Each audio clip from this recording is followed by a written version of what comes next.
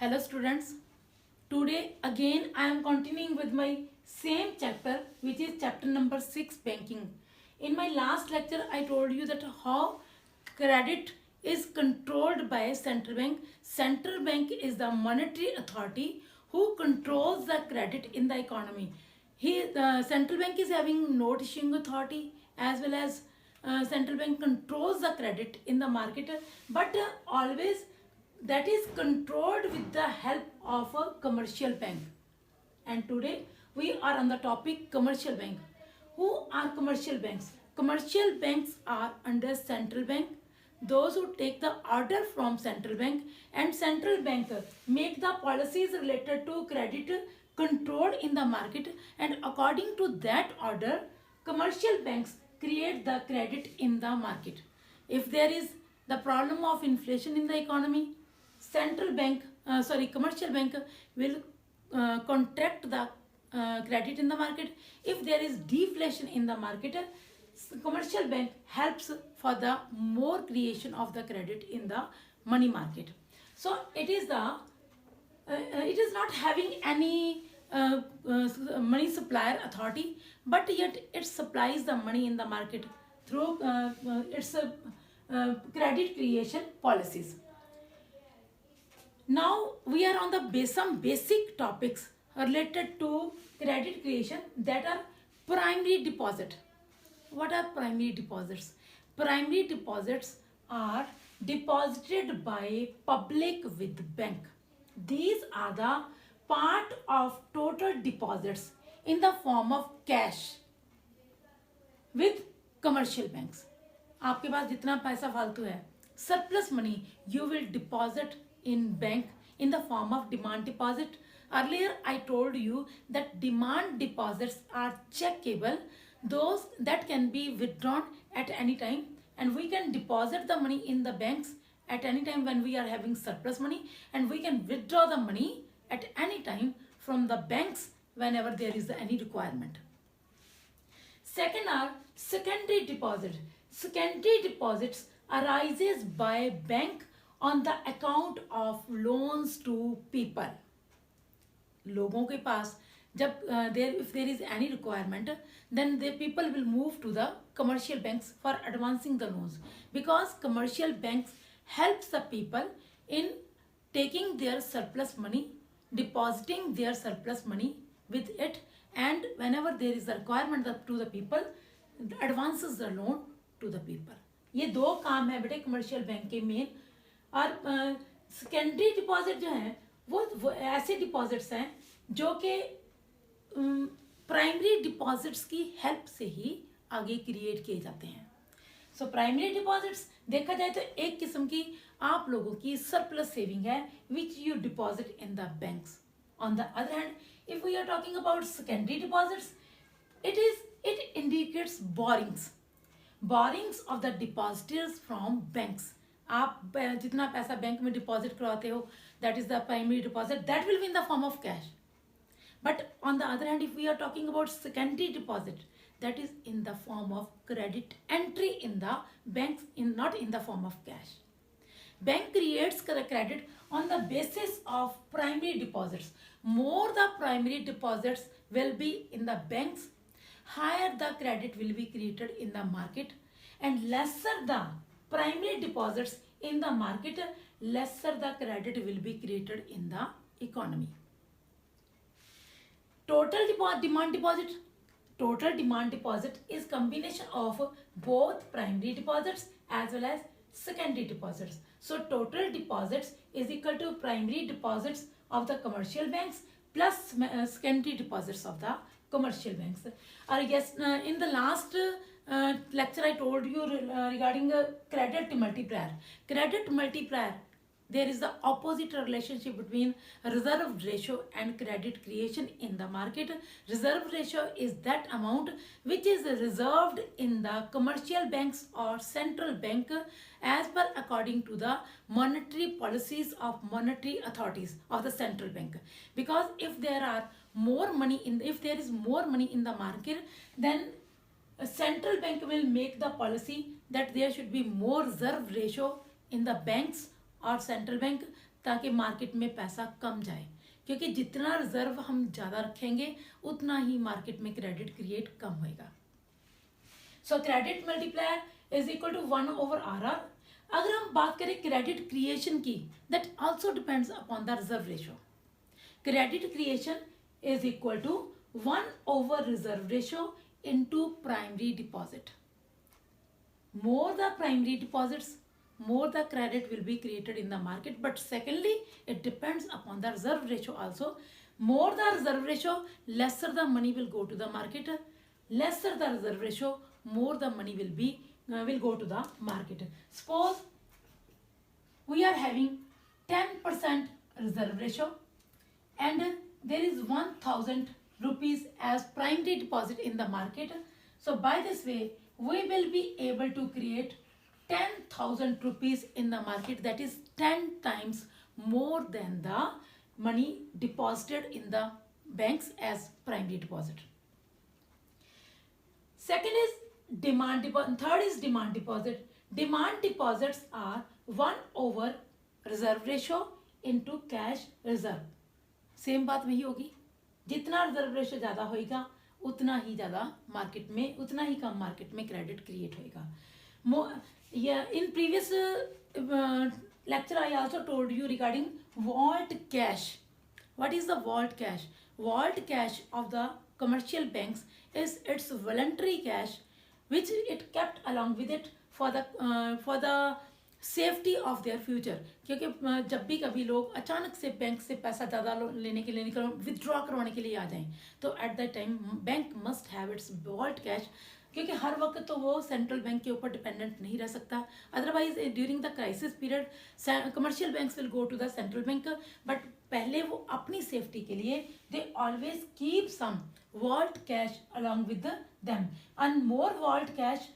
अब पर इसमें भी यही है, जितना वॉल्ट कैश ज़्यादा होएगा उतना ही क्रेडिट कैपेसिटी, जो क्रेडिट क्रिएशन कैपेसिटी है वो कम हो जाएगी। सो बैंक्स को जब भी उन्होंने अपने पास वॉल्ट कैश भी रखना है, कैश रिजर्व, स्टैट्यूटरी रिजर्व्स, ये तो कमर्शियल बैंक को as per according the order of central bank ही रखने पड़ेंगे, पर वॉल्ट कैश जो है ये उसकी अपनी वॉलंटरी मर्जी के अकॉर्डिंग है। सो इस हिसाब से वॉल्ट कैश वो अपनी मर्जी से अपने पास रखता है, but it should be balanced. ये ना हो कि वो अपने पास वॉल्ट कैश इतना ज़्यादा रख ले कि मार्केट में क्रेडिट क्रिएशन कम हो जाए। और एक बात और है बेटे, जो credit creation in the market है, वो जितना पैसा लोग बैंक से विथड्रॉ करवाते हैं उससे कहीं ज़्यादा कमर्शियल बैंक के पास पैसा आता है। बैंक के पास जो वॉल्ट कैश होता है या बैंक के पास अपने रिजर्व जो मनी होती है, that is more than, many times more than the money withdrawn by the people from bank। क्योंकि बैंक अपने प्रीवियस एक्सपीरियंस के अकॉर्डिंग जानता है कि जितना भी पैसा लोग जमा करवा के जाते हैं उससे बहुत कम पैसा वो विथड्रॉ करते हैं। इस हिसाब से फॉर एग्जांपल वो सोचते हैं कि लो जी 10% people will withdraw from the banks, तो उस हिसाब से वो अपने पास 10% जो है वो अपने पास एज अ रिजर्व रख लेते हैं ताकि उनको किसी किस्म की कोई प्रॉब्लम ना आए। So bank do the work according to primary deposits in the market. Secondary deposits जो हैं वो तो बात की बात है। पहले बैंक अपने प्राइमरी डिपॉजिट्स को देखेगा। Credit creation merely depends upon its primary deposits. Secondary deposits depends upon the primary deposits. Now we are on our next topic, how commercial bank creates the credit in the market. As we know, demand deposits are bank money. Demand deposits are bank money which are created by commercial banks by circulating system. Circulating system मतलब कि जब भी बड़े commercial bank के पास पैसा deposit होता है तो उसी से वो आगे सेकेंडरी डिपॉजिट्स क्रिएट करता है बाय इन, और वो जो पैसा बैंक में डिपॉजिट रहता है वो आता तो कैश की फॉर्म में है, बट जब दोबारा री इशू होता है that is not in the form of cash, that will be in the form of cheques. उसकी जो कैश क्रेडिट एंट्री की फॉर्म में वो वापस डिपॉजिट होता है। तो इस तरीके से बेटा बैंक अपना क्रेडिट जब भी क्रिएट करता है तो उसके लिए suppose there is a single banking system, primary deposit is equal to 1000 rupees, and reserve ratio is 10%, and 10% of 1000 is equal to 100 rupees. तो 1000 minus 100, that is equal to 900 rupees.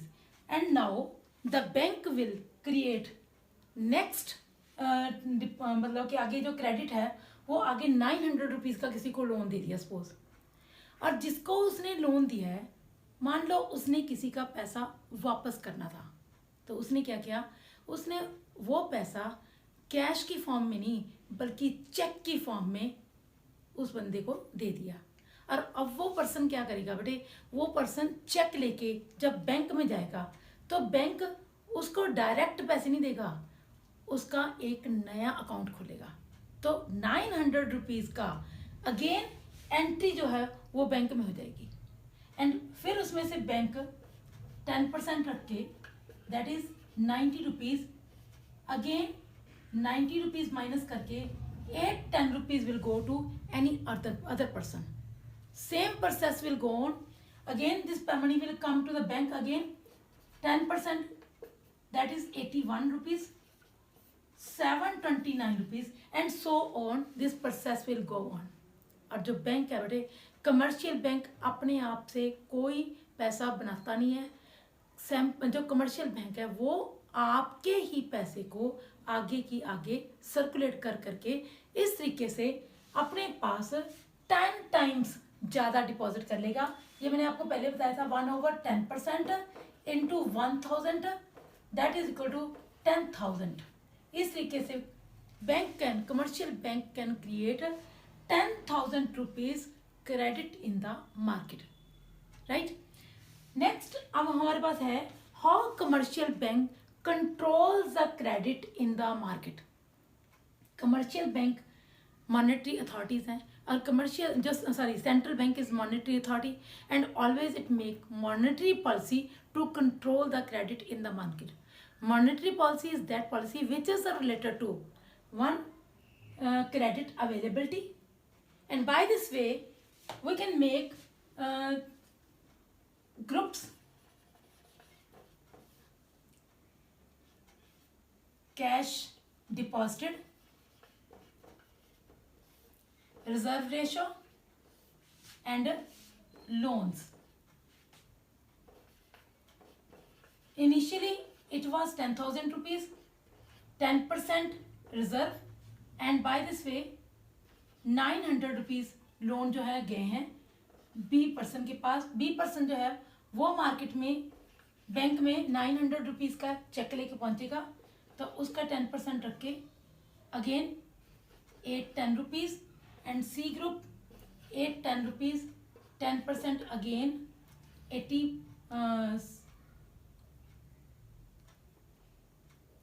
729 rupees. इस तरीके से आगे आगे मार्केट में पैसा जो है वो जाता जाएगा, and total demand deposit is equal to 1000 plus 900 plus 810 plus 729 and so on, that is equal to 10,000 rupees, right.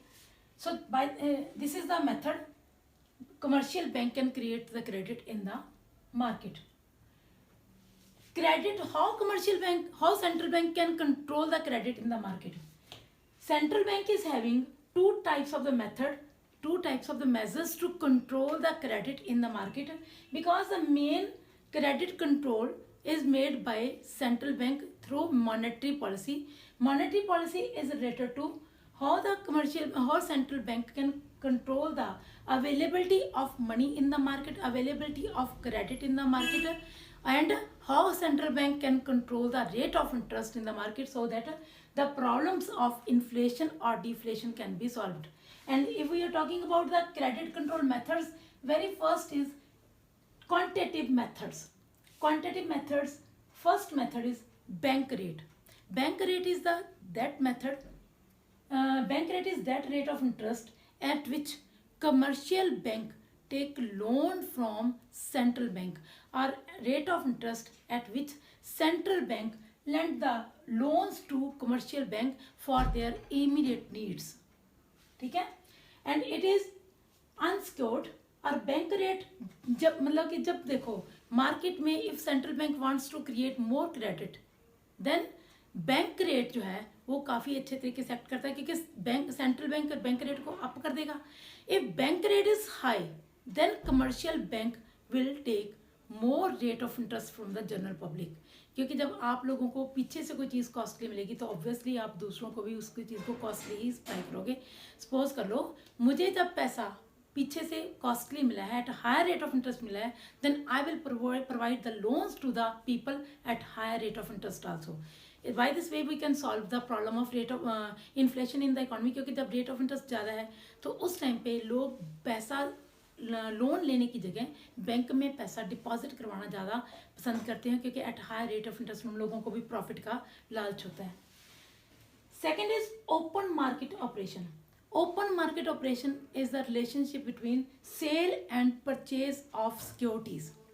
Cell and purchase of securities also related to indirectly with the rate of interest also, because जैसे बेटे market में fix deposits हैं, पहले कोई fix deposit 10 साल में 7 years में double होता था। अब बैंक अगर चाहता है कि मार्केट में क्रेडिट ज़्यादा मतलब कि कम करना है, तो उस टाइम पे central bank can increase the rate of interest indirectly, और central bank can make the securities costlier. Securities costlier means उससे रेट ऑफ इंटरेस्ट हायर हो जाएगा। तो एट मतलब इनडायरेक्टली हम कह सकते हैं कि जो सिक्योरिटीज पहले 5 ईयर्स में डबल होती थी, अब वो 4 ईयर्स में डबल होनी शुरू हो जाएगी। Then people will start investing their money in such type of the securities. This way the money from the market will decrease, और जो पैसा फालतू का है वो बैंक्स में पहुंचना शुरू हो जाएगा।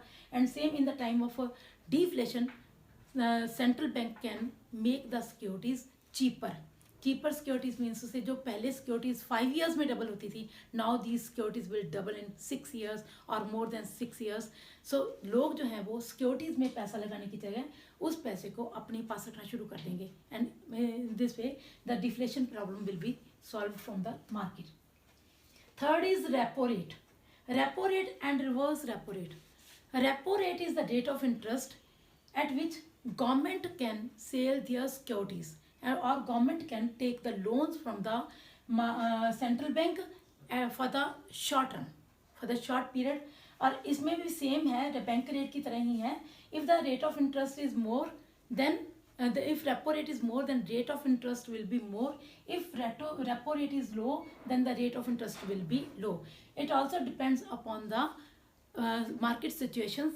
During the period of inflation, repo rate will be higher, ताकि लोग अपने पैसे को रेपो रेट जब हाई होगा तो रेट ऑफ इंटरेस्ट हाई हो जाएगा, then people will start depositing their money in the banks. And reverse repo rate is opposite of repo rate. Repo rate में ये था कि कमर्शियल बैंक्स जो है वो सेंट्रल बैंक से जिस रेट ऑफ इंटरेस्ट पे लोन लेते हैं, that is the repo rate. But on the other hand reverse repo rate is that rate of interest which is given by the central bank to commercial bank. If the commercial banks are having surplus money, then they will deposit their surplus money in the central bank. At that deposit, central bank will provide rate of interest to the commercial banks. That is known as the reverse repo rate. Fourth is CRR and SLR. ये मैंने आपको अपने पिछले topic में बताया था। CRR is cash reserve ratio, which is kept as a reserve as per the order of central bank. But after collecting this money in the form of cash, commercial bank will deposit this money in the central bank, because this money is kept reserve in central bank. And SLR is that rate of reserve rate which is kept in the form of liquid assets like gold or securities collected by commercial banks as per the order of central bank, but kept itself in the commercial banks. और इसमें भी यही है, CRR, SLR both also helps in controlling the credit in the market. If there is more money in the market, then central bank will increase the CRR and SLR. And इस तरीके से जब CRR and SLR reserve ratio ज़्यादा हो जाएगी, जैसे हमने credit creation में देखा था, रिजर्व रेशो जब ज़्यादा होगी तो मार्केट में क्रेडिट जो है कम जाएगा. In the during the period of deflation time पे सेंट्रल बैंक की कोशिश होगी कि मार्केट में पैसा ज़्यादा से ज़्यादा जाए ताकि लोगों के पास परचेजिंग पावर इंक्रीज हो जाए. तो उस टाइम पे रिजर्व रेशो जो है that will decrease and market में पैसा जो है, मनी जो है वो ज़्यादा सर्कुलेट हो जाएगी, जिससे कि हमारी डिफ्लेशन की प्रॉब्लम सॉल्व हो जाएगी. और नेक्स्ट हमारे पास है qualitative methods, which are also known as selective methods, because it doesn't affect all the banks, it affects only those banks who will take the loans from the central banks.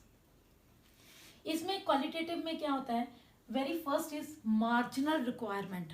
Marginal requirement means उसे जब भी commercial bank central bank से loan लेता है तो उस time पे उसे कोई सिक्योरिटी एज मॉर्टगेज वहाँ पे डिपॉजिट करवानी होती है. Now the rate of interest, अगर मतलब कि सेंट्रल बैंक चाहता है कि मार्केट में पैसा ज़्यादा जाए तो वो अपनी इस मार्जिनल रिक्वायरमेंट को डिक्रीज कर देगा. For example, earlier you have taken the loan of 1 lakh and central bank is asking for the security of 1,25,000. ठीक है, अगर बैंक चाहता है कि मार्केट में पैसा इंक्रीज हो तो at that time central bank इस मार्जिनल रिक्वायरमेंट को कम कर देगा. Instead of 1,25,000 it can be 1,20,000. Indirectly rate of interest decrease हो गया, then people will start taking, commercial banks will start taking the loans from the central bank. On the other hand, if there is the problem of inflation in the economy, then central bank will increase this marginal requirement from 1,25,000 to 1,30,000, and it means the loan is getting costlier. Then commercial banks will start decreasing these loans. Instead of taking the loans, they will start depositing their money in the banks, and this will help in the solution of a problem in the market. Next is rationing of the credit. Rationing of the credit is related to fixation of the quotas for the loans to the commercial bank by the central bank. कई बार ऐसा होता है कि market में जब ज़्यादा पैसा circulate है तो उस टाइम पे सेंट्रल बैंक क्या कर देता है, इसका कोटा फिक्स कर देता है कि इससे ज़्यादा लोन नहीं मिलेगा. For this purpose loan will not be provided to the commercial banks. ठीक है, और उसमें क्या होता है, if there is the problem of deflation in the economy तो इन कोटास को इंक्रीज कर दिया जाता है. फॉर जो लोन पर्पसेस हैं उसके लिए लोन जो है वो ज़्यादा इंक्रीज कर दिया जाता है. एंड इस तरीके से by this way we can solve the problem of inflation और deflation from the market. Next is moral solution. All the commercial banks are under central bank. If commercial banks are not acting as the rules and regulations which are made by central bank, then central bank can take the direct action against commercial banks. उनको कैसे कि मतलब कि जैसे कोई loan जो है उनको देना बंद कर देगा या किसी स्पेसिफिक लोन को थोड़ा सा और कॉस्टली कर देगा. लोन के लिए जो टर्म्स एंड कंडीशंस हैं उनको टफ कर देगा. This is the way to take the direct action against commercial banks. All the commercial banks has to follow the policies made by central bank. Otherwise, central bank will take direct action against the commercial banks. So this is the way by which central bank can control the credit from the market. And this is related to bank relationship. और central bank जो है वो banks के ऊपर अपनी policies को utilise करता है एंड वही पॉलिसीज जो है कमर्शियल बैंक्स आगे पब्लिक के ऊपर एप्लीकेबल करते हैं. और इस तरीके से मार्केट में से इन्फ्लेशन और डिफ्लेशन की प्रॉब्लम जो है वो सॉल्व की जा सकती है. So these all are related to the banking system, that how banks create the credit in the market and how central bank controls the credit from the market. ये chapter में बेटा आप लोगों को 4 मार्क्स का क्वेश्चन आएगा. You have to learn this chapter according to the 4 marks questions, and 1-2 MCQs will be there. Thank you and God bless us all.